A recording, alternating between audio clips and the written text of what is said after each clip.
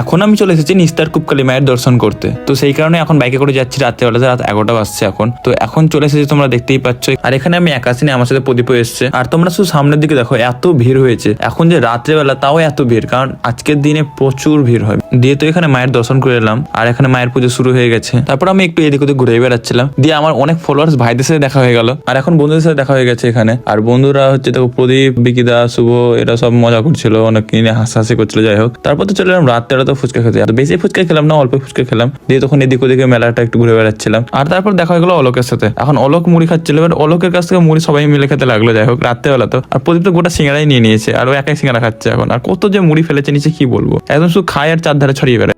দিয়ে এখন ভাবছি জায়গা বাড়ি, কারণ অনেকটাই রাত হলো, বাসছে এখন 1:30। আর এখন বাড়ি যেতে যেতে 1:45 বেজেও গেল। তো এখন আমি যাচ্ছি বাড়ি, প্রদীপকে নামিয়ে দিয়েছি ওর বাড়িতে, আর আমি যাচ্ছি আমার বাড়ি।